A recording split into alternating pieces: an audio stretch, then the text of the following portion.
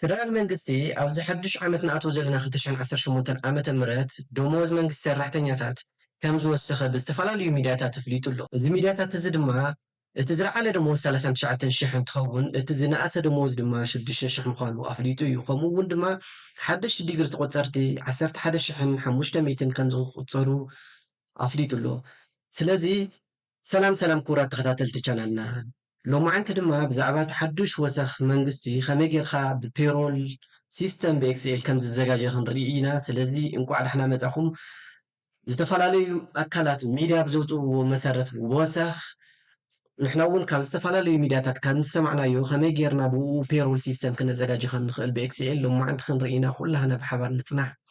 ስለዚ እቲ ነባር ደሞዝ ካብ ደረጃ 1 እስካዕ ደረጃ 21 ዘሎ ነዚ ይመስል እቲ ነባር ደመወዝና ማለት እዩ። ስለዚ ካብ ደረጃ 1 እስካዕ 22 ደረጃ ዘሎ ነባር ደመወዝ ከምዚ ዝዘጋጀ እንትኸውን መንግስቲ ዝወሰኮ ፐርሰንት ድማ በዘብዚ ዘሎ ፐርሰንት ከም ዝኾነ ዝተፈላለዩ ሚድያታት ይሕብር ኣለዋ። ስለዚ ቤዝድ ኦን ዚስ ሬንጅ ኦር ቤዝድ ኦን ዚስ ፐርሰንት ከመይ ጌርና ደመወዝ ብኤክስኤል ክነዘጋጅ ከም ንኽእል ፔሮል ድማ ሎማዓንቲ ክንርኢ ኢና። ስለዚ ካብ መጀመርያ ክንደይ መንግስቲ ገንዘብ ወሲኹ ንምርኣይ ኣብዚኣ እዚ ኳልቱ ኢልና ንጅምር እሞ እዚ ኳልቱ ኢልና እቲ ነባር ደመወዝ ክራባሕ ከሎ እቲ ፐርሰንት መንግስቲ ዘቕመጦ ደመወዝ ስለዚ እዚኣ ኢንተር ክንብላ ከለና እቲ መንግስቲ ካብ ሕድሕድ ደረጃታት ዝወስኮ መጠን ገንዘብ ነዚ ዝመስል የርእየና። ስለዚ እዚኣ ደብል ክሊክ ጌርና ክንወስዳ ከለና ነንሕድሕዱ ደመወዝ ክንደይ ከም ዝወሰኸ የርእየና ማለት እዩ። ስለዚ ሕዚ ኣብ ደረጃ ሓደ ዝነበረ 4,760 ደመወዝ እንትኸውን ትነባር ደመወዝ ሕዚ ወሲኽዎ ዘለዎ ደመወዝ ብትሓድሽ ወሰኽ ግን 1,240 ይኸውን ኣሎ። እዚ እውን ደረጃ ክልተ ከዓ 4,929 ዝነበረ 31.71% መንግስቲ ካብ 2018 ዓመተ ምህረት ጀሚሩ ወሰኽ ስለ ዝሃበ 1,563 ይኸውን ኣሎ። ከምኡ እንዳበለ እስካዕ መጨረሻ ክንከይድ ከለና ኣብቲ ናይ መጨረሻ 21,492 ደመወዞም ዝነበሩ ብሲቪል ሰርቪስ ብብርኪ ደረጃ 22 ተባሂሎም ዝፅውዑ ዝነበሩ 81.47% ዝተወሰኹ ወይ ከዓ ዝተደጎሙ እንትኾኑ ሓዱሽ ደመወዝ ኣብቲ ነባር ደመወዞም ተወሳኺ ክንደይ ገንዘብ ተወሲኽዎም ኣሎ ማለት እዩ 17,510 ተወሲኽዎም ኣሎ። ስለዚ ቶታል ግሮስ ሳላሪ ብትሓድሽ ደመወዝ ክስራሕ ከሎ ከመይ ኢና ክንገብሮ ንኽእል እዚ ኳልቱ ንብል እሞ እቲ ነባር ደመወዝ ክድመር ከሎ እቲ ሓዱሽ ዝተወሰኸ ገንዘብ ኢልና እዚ ኢንተር ክንብል ከለና ብኤክሴል ናብ ትክክል ዋጋ የምፀልና ማለት እዩ። ስለዚ እቲ ናይ መጀመርያ ደረጃ ሓደ ዝነበረ እቲ ዝነኣሰ ደመወዝ ክንደይ ኮይኑ ኣሎ ማለት እዩ 600 ኮይኑ ኣሎ ማለት እዩ። እቲ ካልኣይ ድማ ክንደይ ኮይኑ ኣሎ ንኩሉ ንምስራሕ ድማ እንታይ ኢና ክንገብር ታማውዝና ናብ ዝነምፃ እሞ ፀላም ዝኾነት እዚኣ ደብል ክሊክ ክንገብር ከለና ኩሉ ባዕሉ ከምዚ ገይሩ ይሰርሐልና ማለት እዩ። ስለዚ እቲ ዝነኣሰ ደመወዝ 6,000 እንትኸውን እቲ ካልኣይ ከዓ 6,400 ይኸውን ኣሎ። ንኣብነት ኣብዚ ደረጃ 15 ብሲቪል ሰርቪስ ብርኪ ደረጃ 15 ዝነበሩ ሰባት ነባር ደመወዞም 11,634 እንትኸውን እቲ ሕዚ ዝተወሰኾም ደመወዝ ግን ናብ 20,195 ይኸውን ኣሎ ማለት እዩ። ስለዚ እቲ ዝተወሰኸ ደመወዝ ብዚ ጌርና ክንፈልጦ ንኽእል ኢናስ ካብዚ ቀፂልና ድማ ንሪኦ ታክስ ድማ ከመይ ክኸውን ይኽእል ዝብል እዩ። ስለዚ እዚ ግሮስ ሳላሪና እንትኸውን ታክስ ድማ ከመይ ክኸውን ከም ዝኽእል ኣብዚኣ ፎርሙላ ኣሚጠልኩም ኣለኹ። እታ ፎርሙላ ብሓደ ክንሪኣ እሞ እዛ ፎርሙላ እዚኣ እንታይ እያ ታክስ ቅድሚ ሕዚ ኣስተኻኺልዎ ነይሩ እዩ መንግስቲ። ስለዚ ካብ 0 ክሳብ 2,000 ብር ዘለዎም ደመወዝ 0 ምንም ዓይነት ታክስ ኣይከፍሉን። ካብ 2,001 ክሳብ 4,000 ዘለዉ ግን 15% ኣለዎም። ካብኡ ግን ዲዳክሽን 300 ኣለዎም። ስለዚ ካብ 4,000 እስካብ 7,000 ዘለዉ ከዓ 20% ታክስ ይቁረፆሞ ዲዳክሽን 500 ይህልዎም። ካብ 7,000 ሓደ ክሳብ 10,000 ዘለዉ ከዓ 25% ታክስ ይኸፍሉ። ካብኡ ግን 850 ዲዳክሽን ይህልዮም። ልዕሊ 10,000 እስካብ 14,000 ዘለዉ ድማ 30% ታክስ ይቁረፆም 1,350 ድማ ዲዳክሽን ይህልዮም። ልዕሊ 14,000 ዝኾነ ድማ 35% ካብ ደመወዝ ይቁረፆሞ 20,050 ድማ ዲዳክሽን ይህልዮ ማለት እዩ። ስለዚ በዚ ፎርሙላ እዚ ክንሰርሖ ከለና ኣብ ኢንካም ታክስ እንታይ ኢና ንገብር መጀመርያ እዚ ኳልቱ ንብል ማለት እዩ። እዚ ኳልቱ ምስ በልና ናበይ ንኸይድ ናብዚኣ ንኸይድ ናብዚኣ ከይድና እንታይ ኢና ንገብር ኢፍ ትብል ኣብዚኣ ዘላ ደብል ክሊክ ንገብራ። ደብል ክሊክ ምስ ገበርናዮ ኣብዚ ግን እንታይ የድልየና እዩ ሪፈረንስ የድልየና እዩ። እቲ ሪፈረንስ ዘድልየና እንታይ እዩ ግሮስ ሳላሪ ማለት እዩ። እቲ ግሮስ ሳላሪ ማለት ተሓዱሽ ደመወዝ ዘሎ ቤዚክ ሳላሪ እዩ። ስለዚ እዚኣ ክሊክ ክንገብራ ከለና ኣድሬሳ ኣብ ምንታይ ትርከብ ኣብ ኢ ኮለመንን ኣብ ቱ ሮውን ስለ ትርከብ ኣብዚኣ ሪፈረንስ ተጠቒምና ኢና ንሰርሕ ስለዚ ኢቱ ወይ ከዓ ግሮስ ሳላሪ ለዛን 2,000 ተኮይኑ እንታይ ክኸውን ኣለዎ እዚ ዜሮ ኢልና ክንሓልፎ ኣለና ምክንያቱም 2,000ን ትሕቲኡን ዝኾነ ሰብ ምንም ዓይነት ታክሲ ስለ ዘይከፍል ማለት እዩ ተዘይኮይኑ ግን እንታይ ይኮነ ኣሎ እዚ ኣብዚኣ ክሊክ ጌርና ኢፍ ንብል ማለት እዩ ኢፍ ኢልና ኤጌን እዚኣ ለዛን ኦር ኢኳል ቱ 4,000 ንብል እሞ እዚኣ 4,000 ተኮይኑ ግን እንታይ ይኸውን ኣሎ ማለት እዩ ኣብዚኣ እዚኣ በዕላ ግሮስ ሳላሪ ክባዛሕ ብ0.15 ወይ ከዓ 15% ማይነስ እዛ ዲዳክሽን እዚኣ ማለት እዩ እታ 300 ዲዳክሽን ትኸውነላ ማለት እዩ ተዘይኮይኑ ከዓ ኣብዚኣ እንታይ ንገብር ክሊክ ጌርና ኢፍ ንብል ማለት እዩ ኤጌን ናበይ ንኸይድ ናብዚኣ ንኸይድ ለዛን ኦር ኢኳል ቱ 7,000 ተኮይኑ ከዓ ክንደይ ክኸውን ኣለዎ ኣብዚኣ ዛብዝኒኣ ክባዝሕ ከላ ብክንደይ ፐርሰንት ክኸውን ኣለዎ እዚ 7,000 ተኮይኑ ብ20% ስለዚ 0.2 ትኸውነላ ማለት እዩ ዲዳክሽና ክንደይ ትኸውነላ ማለት እዩ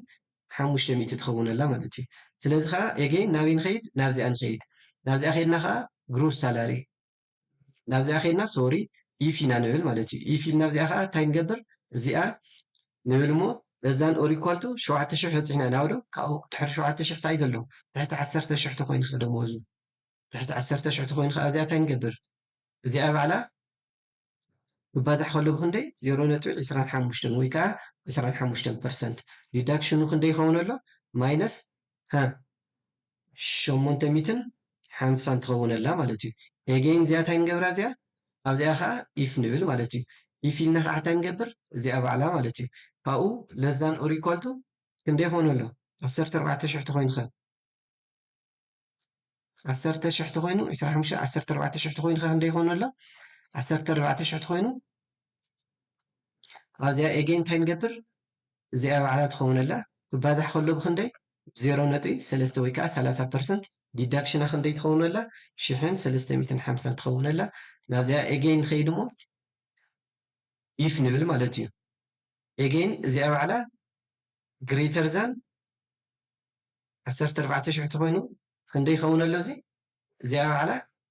ክትባዝሕ ከላ ብ0.35 ወይ ከዓ 35% ትኸውነላ ካብኡ ዲዳክሽና ክንደይ ትኸውን ኣሎ ኣብዚ 20,050 ትኸውነላ ማለት እዩ ስለዚ ኣብዚኣ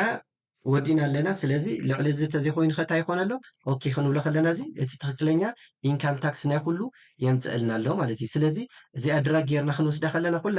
ንኩሎም ክንደይ ዝኣክል ኢንካም ታክስ ነንሕድሕዱ ሰራሕተኛ ካብ ደመወዙ ይቁረፆ ዝብል ቫልዩ እንደገና ኣብዚ የምፅአልና ማለት እዩ ስለዚ እዚ ዘምፅአልና ዘሎ ክንደይ ዝኣክል ደመወዝ ይቁረፆ ዝብል ነንሕድሕዱ ሰራሕተኛ ታክሱ እዩ ዘምፅአልና ዘሎ ስለዚ እዚ ትክክለኛ ታክሲ ምስ ኣምፅአልና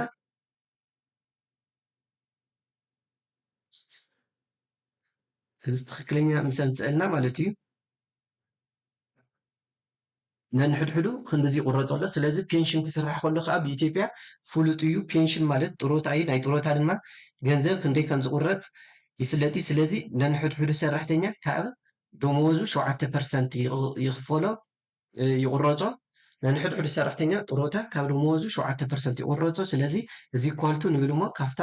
ግሮስ ሳላሪ ካብዚኣ ንጥሮታ ክንደይ ይቁረፆ ክራባሕ ከሎ ብ0.07 ወይ ከዓ 7% ኢልና ኢንተር ክንብሎ ከለና ንጥሮታ ከዓ እዚ ይቕነሶ ማለት እዩ ስለዚ ነንሕድሕዱ ሰራሕተኛ ንጥሮታ ብወርሒ ዝቕነሶ 7% እንትኸውን ካብ ግሮስ ሳላሪኡ ክንዲዚ ዝኣክል ይቁረፅ ኣሎ ማለት እዩ ስለዚ ዲዳክሽኑ ክንደይ ይኸውን ኣሎ ማለት ዲዳክሽን ማለት ኢንካም ታክስ ክድመር ከሎ ታክስ ኢንካም ታክስ ክድመር ከሎ ፔንሽን እንትኸውን እዚ ካብ ደመወዝና ዝቁረፅ እዩ ቶታል ዲዳክሽን ዝበሃል ዘሎ ማለት እዩ ስለዚ ነንሕድሕዱ ዲዳክሽን ማለት ነንሕድሕዱ ዝቁረፆ ማለት እዩ ስለዚ ኣብዚ እንታይ ኢና ንገብር ቶታል ዲዳክሽን ማለት እዚ ኢኳልስ ቱ ዋት ቶታል ዲዳክሽን እዚ ኢኳልስ ቱ ኣብዚ ነንሕድሕዱ ቶታል ዲዳክሽን እዚ ኢኳልስ ቱ እዚ ኢኳልስ ቱ ኢልና እንታይ ኢና ንብል እዚኣ ኢንካም ታክስ ክድመር ከሎ ጥሮታ ማለት እዩ ኢንካም ታክስ ክድመር ከሎ ጥሮታ ስለዚ ኢንካም ታክሱና ጥሮትኡ ተቐኒስዎ ነንሕድሕዱ ሰብ ካብ ደመወዙ ዝቁረፆ ማለት እዩ ንጥሮታን ንኢንካም ታክስን ተባሂሉ ካብ ደመወዙ ዝቁረፆ እንታይ ይበሃል ቶታል ዲዳክሽን ይበሃል ማለት እዩ ስለዚ እዚ ኩሉ ምስ ተፃረየ ተፃርዩ ኣብ ኢድ መንግስቲ ሰራሕተኛ ዝበፅሕ ገንዘብ ክንደይ እዩ ካብዚ ብዙሕ ዝተወረየሉ ደመወዝ ተወሲኹ ገለ ተወሲኹ እናተባሃለ ዝውረየሉ ዘሎ ብጣዕሚ ብዙሕ ተወሲኹ እናተባሃለ ዝውረየሉ ዘሎ ማለት እዩ ክንደይ እዩ ተፃርዩ ኣብ ኢዱ ዝኣቲ ዝብል ከዓ ክንርኢ ኢና ክንደይ ዝኣቲ እዩ ኔት ሳላሪ ማለት ኣብ ኢዱ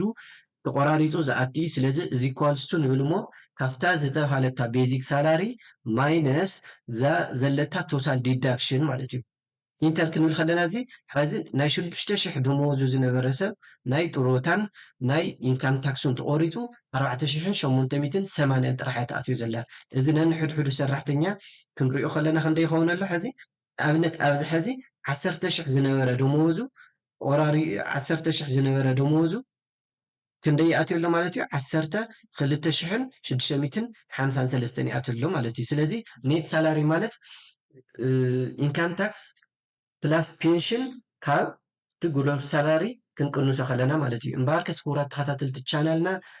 እቲ ሓዱሽ ተወሲኹ ዘሎ ደመወዝ ዝበሃል ዘሎ ፔሮል ሲስተም ብኤክስኤል ነዚ ዝመስል ነይሩ ነዚ ቻናል እዚ ሓዱሻት ትኾንኩም ፕሊዝ ሰብስክራይብ ግበሩ እንድሕር እዚ ቪድዮ እዚ ማሃራይ ትብልዎ ኮንኩም ከዓ ላይክ ሼር ብምግባር ንካልኦት እውን ንኽሪእዎ ላይክ ሼር ምግባር ኣይትረስዑ ምድለዋትና ናይ ሎማዓንቲ ኣብ ዝወዲና ኣለና ይቐኒየለይ